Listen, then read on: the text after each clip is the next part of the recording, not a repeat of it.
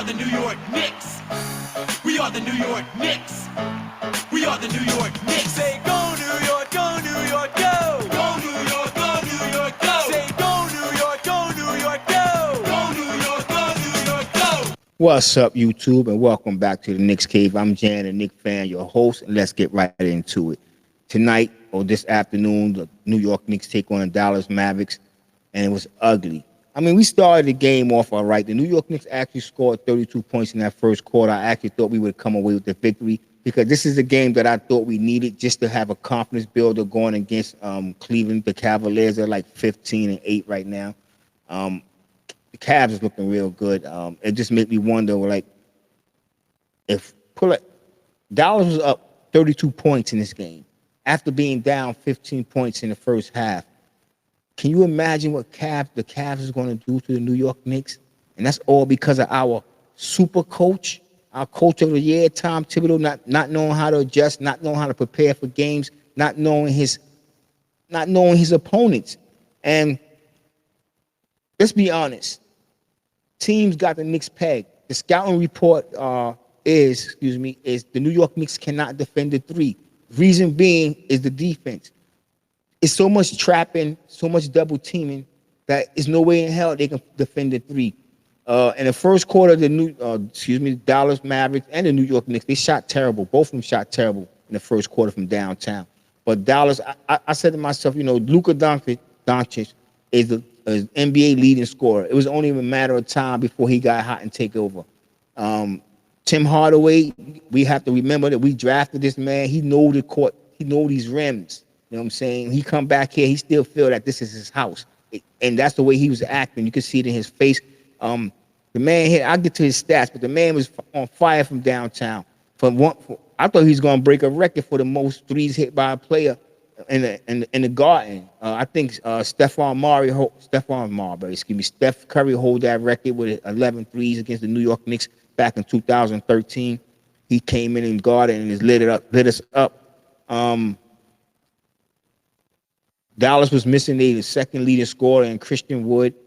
And I knew somebody would step up, but not to the extent that what Tim Hardaway did. Before I go on, I just want to throw out a fun fact out there.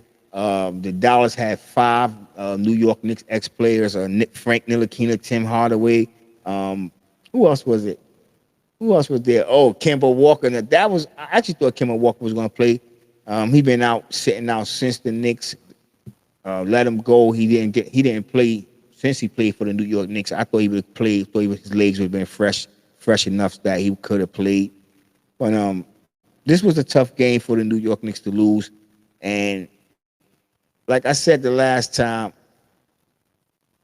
this could be beginning of something bad, something really bad for the New York Knicks. I'm not liking what I see from the coach. And it don't look like nothing's going to change. The leading scorer of the games was Luca Doncic. He had 30 points on 11 for 21 shooting. He went 4 for 4 from the free throw line. Like I said, I didn't say it, but I'm going to get to it. I thought this was going to be a Jalen Brunson, Luca Doncic shootout type game, but it wasn't. Julius Randle tried to make it up, against him. He went 8 for 15. An efficient night, but I'm still worried about. I'm still hesitant with Julius Randle because it's just the decisions he make at crunch time. Actually, it's just the decisions most of the players make. This team is not playing as a team.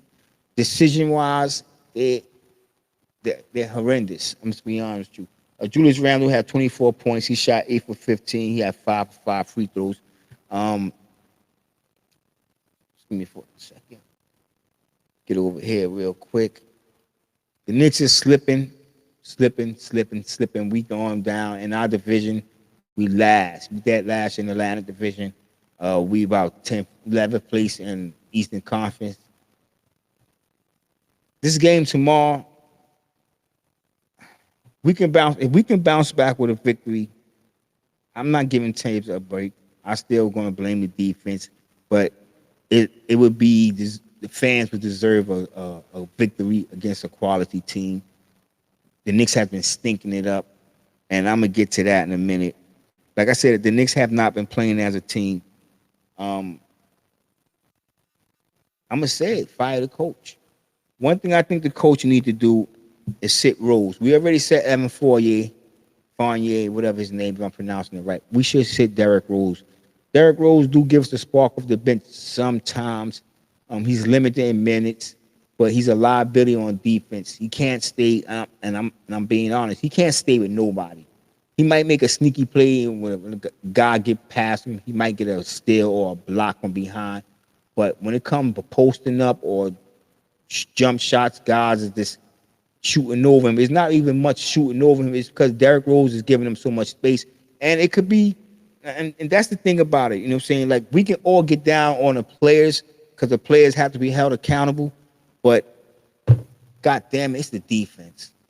You know what I'm saying? I don't mean to just jump off Derrick Rose, but to talk about Derrick Rose, you have to talk about the defense. Now, if we wasn't talking about the defense, we can still just say like this. Derrick Rose should not be in the game because Derrick Rose cannot keep up with the young guys that's out there on the floor. McBride should be out there. I know a lot of y'all gonna say McBride is looking shaky when he comes to shooting. He's mostly on that 3-point shot, but if he get in the paint, he's going to score. But also, he's looking shaky because he's not getting the opportunity. The same way that Toppin wasn't getting the shots, it's the same way that McBride is not getting the shots. And if McBride can get in the game and get the minutes, his confidence level will go up. His shot selection will be better. And he wouldn't be just hoisting shots up because, he's trying to build his stats and the limited minutes that he's getting. So that's why he's making the decisions that he's making. But I think he should replace Derrick Rose on coming in the game off the bench. Let's get right into the meat and potatoes of what's wrong with the New York Knicks. And that is Tom Thibodeau. Other than some of y'all would say this flawed roster, and I don't think it's flawed. I think if the coach be a coach, if we can have a Robert Salah, I'm a Jets fan, in the house, please. You know what I'm saying? He set Zach Wilson down. He's going to play the best player that's playing at that moment. And that's what we need to do. Not only that, we need to sit Randall down and put Randall like, Randall, you're not a point forward. A power forward. You're not a forward point, whatever, excuse me. We got a point guard. What I want you to do, I want you to go down in the post. I don't want you working off the perimeter, working in, because most of the time it eats up seconds. By the time they pass the ball out, it's 5 seconds left on the clock, 4 seconds, 3 seconds. The guy who get the ball on the receiving end from Julius Randle has to put up a ridiculous shot because he done ate up most of the clock. Because put it like this, if Brunson bring the ball, Brunson going to take at least 6, 7 seconds off the clock. He throw it into Randle. Randle taking another 7, 8 seconds off the clock, and he's not going nowhere. That's just hesitation moves and bobbing his head and fakes. So the coach had to put Randle in a position to score by putting him down on the block, running Mitchell Robinson off screens up, coming around the weak side so he can open up the paint for Randle. And there was a play that Jalen Brunson did tonight, when he cut to the basket and he found Quentin Grimes coming on the weak side. The only reason I'm bringing up that play because had they ran that play, we would have beat the other night. We would have beat them. The game would not have went overtime. We'd have won that game. I digress. Like I said, it's the defense and it's the offense. This coach is a mastermind on defense, but the defense is outdated. I'm going to say it again and again and again. One more time, if y'all reached the video this long, please hit that like button and subscribe. Hit the notification, you know what I'm saying? I will be starting to do live shows, and I want to interact with y'all in person because I'm going to let y'all come on the show as well. But like I said, it's the defense. It's the trapping. All right. See, this is what I'm going to show y'all. I'm going to put up the. I got to bring it to y'all. I got to show y'all exactly what I mean. But I'm going to try to give it a diagram with some hand movements if I can. Okay, this is Luca. He's bringing the ball up. Jalen Brunson is playing defense. Whoever this may be on the side right here. Let's say it's Barrett. Let's say it's Quickly or whatever. It's their job to force Luca back the other way. So now he comes up for the double team, but mind you, he's already in the paint, backing up towards the paint because Tibbs likes to crowd the paint. So what that do, soon as quickly come up to help force Luca over, it leaves the man open in the side. Now this is why I say the defense. Now we have to have exceptional physical fit players because it's quickly job to play to force Luca back that way, but also to play the man that's on the sideline. So quickly basically have to be in two places at once because once he step up, he has to step up towards Luca to force Luca to move the ball. And that only and what we all know, the first rule that we learn in basketball on defense or even on offense, the ball will beat you every time. You cannot outrun the ball. So by the time Luca passes the ball to Tim Hardaway, let's just say Tim Hardaway, because Tim Hardaway was killing us. Even if he get out there, which Hartenstein, was it Hartenstein? I think it was, got out there and they fouled Tim Hardaway on the N1. Because he had to get off the man from the double team and he still had to play the guy open on the wing. And that's why I'm talking about the defense. It worked back in the days because guys didn't come out of college into the game specializing in a three-point shot. That would have been a long two. Not too many guys. This is why Larry Bird and a couple of other guys were such great shooters. We didn't have that many great shooters. Guys didn't homage their skills as they do today. They didn't do what Kobe Bryant do, take 1,000 jump shots on practice just alone. Guys didn't do that back in the 80s and the early 2000s. They didn't. So when Tibbs was amplifying his defense, it worked because guys wasn't that good of a shooters. So now we got guys coming and shooting from downtown. Let me say something. If a guy's shooting 32 to 36% from downtown, that's still good. So he's going to start making threes. And if that team is moving the ball, as we see of teams do against the New York Knicks, that's, like I said, that's the scouting report on the New York Knicks. Move the ball because the defense can't keep up. Now, when we go over to offense, it's a three-man show. And yeah, rightfully so, everybody want that big three. And there's big threes all over the league in the NBA. But they all still play in the confine of a team. They still get the other players involved. Jalen Brunson, he's what we wanted, but he take too many shots in the paint where them should be lives to Mitchell Robinson. The same thing with R.J. Barrett. Sometimes R.J. Barrett, and this is what I mean by they're not playing as a team, and that's a perfect example, R.J. Barrett. Let's run the scenario.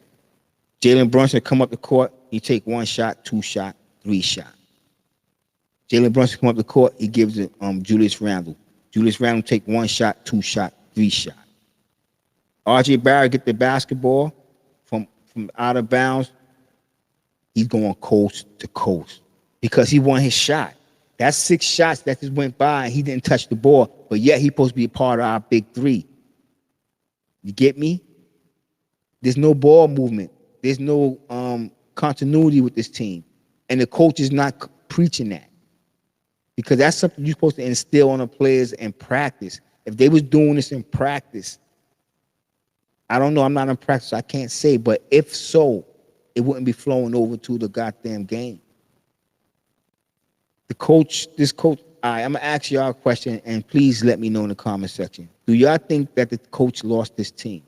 Because if I'm a bench player, when I get out on the court, I'm not going to play my heart out. When I know there's times you could have put me in because the starters was not playing at the par, and I could have helped. Now you want to put me in, we down 25 points. Like, what difference I'm going to make? If the starters ain't make a difference, and now I'm in here, I have to work twice as hard. Twice as hard. So I ask you again, do y'all think Tom Thibodeau is losing this locker room? I know I went on for a while, but things got to change. And if it don't change soon, I don't know what the New York Knicks going to do. I'm just going to be honest with you because it's not looking good. I don't see anything changing unless this coach changed the identity of the team by changing his coaching style, by changing his defense. Start giving other players minutes.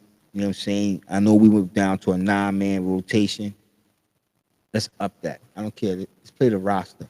Let's do what we got to do until we figure it out. You know what I'm saying?